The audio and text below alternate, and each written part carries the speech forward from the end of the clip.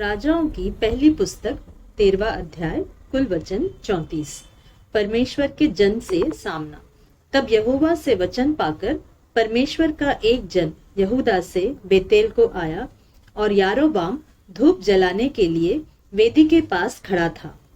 उस जन ने यहोवा से वचन पाकर वेदी के विरुद्ध यों पुकारा कि वेदी, हे वेदी, यहोवा यों कहता है कि सुन, दाऊद के कुल में योशिया नाम एक लड़का उत्पन्न होगा। वह उन ऊंचे स्थानों के याजकों को जो तुझ पर धूप जलाते हैं तुझ पर बलि कर देगा और तुझ पर मनुष्यों की हड्डियां जलाई जाएंगी। और उसने उसी दिन यह कहकर उस बात का एक चिन्ह भी बताया कि यह वचन जो यहोवा ने कहा है, इसका चिन्ह यह है कि यह वेदी फट जाएगी और इस पर राख गिर जाएगी। तब ऐसा हुआ कि परमेश्वर के जन का यह वचन सुनकर जो उसने बेतेल के विरुद्ध पुकार कर कहा, यारोबाम ने वेदी के पास से हाथ बढ़ाकर कहा, उसको पकड़ लो। तब उसका हाथ जो उसकी ओर बढ़ाया गया था सूख गया और वह उसे अपनी ओर खींच न सका और वेदी फट गई और उस पर की राख गिर गई। सो वह चिन्ह पूरा हुआ जो परमेश्वर के जन ने यहोवा से वचन पाकर कहा था। तब राजा ने परमेश्वर के जन से कहा, अपने परमेश्वर यहोवा को मना और मेरे लिए प्रार्थना कर कि मेरा हाथ ज्यों का त्यों हो जाए। तब परमेश्वर के जन ने यहोवा को मनाया और राजा का हाथ फिर ज्यों का त्यों हो गया। तब राजा ने परमेश्वर के जन से कहा, मेरे संग घर चलकर अपना प्राण ठंडा कर और मैं तुझे दान भी दूंगा। परमेश्वर के जन ने राजा से कहा, चाहे तू मुझे अपना आधा घर भी दे तो भी तेरे घर न चलूंगा, और इस स्थान में मैं न तो रोटी खाऊंगा और न पानी पीऊंगा, क्योंकि यहोवा के वचन के द्वारा मुझे यो आज्ञा मिली है कि न तो रोटी खाना और न पानी पीना और न उस मार्ग से लौटना जिससे तू जाएगा। इसलिए वह उस मार्ग से जिसे बेतेल को गया था न लौटकर दूसरे मार्ग से चला गया।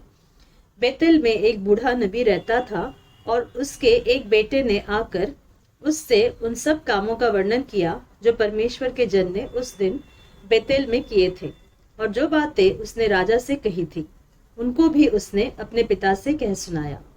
उसके बेटों ने तो यह देखा था कि परमेश्वर का वह जन जो यहूदा से आया था किस मार्ग से चला गया। सो उनके पिता ने उनसे पूछा, वह किस मार्ग से चला गया? और उसने अपने बेटों से कहा, मेरे लिए गधे पर काठी बांधो।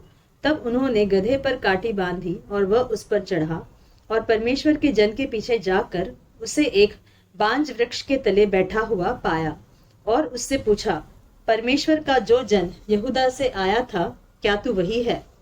उसने कहा, हाँ वही हूँ। उसने उससे कहा, मेरे संग घर चलकर भोजन कर। उसने उससे कहा, मैं न तो तेरे संग लौट सकता और न तेरे संग घर में जा सकता हूँ और न मैं इस स्थान में तेरे संग रोटी खाऊंगा व पानी पीऊंगा, क्योंकि यहोवा के वचन के द्वारा मुझे यह आज्ञा मिली है कि वहाँ न तो रोटी खाना और न पानी पीना, और जिस मार्ग से तू जाएगा उससे न लौटना।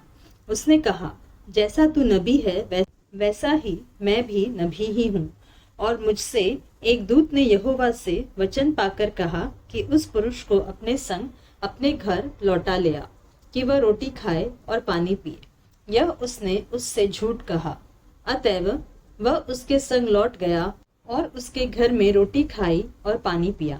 और जब वे मेज पर बैठे ही थे कि यहोवा का वचन उस नबी के पास पहुंचा जो दूसरे को लौटा ले आया था, और उसने परमेश्वर के उस जन को जो यहूदा से आया था पुकार के कहा, यहोवा यों कहता है, इसलिए कि तूने यहोवा का वचन न माना और जो आज्ञा तेरे परमेश्वर यहोवा ने तुझे दी थी उसे भी नहीं माना, परंतु जिस स्थान के विषय उसने तुझसे कहा था कि उसमें न तो रोटी खाना और न पानी पीना, उसी में तूने लौटकर रोटी खाई और पानी भी पिया है।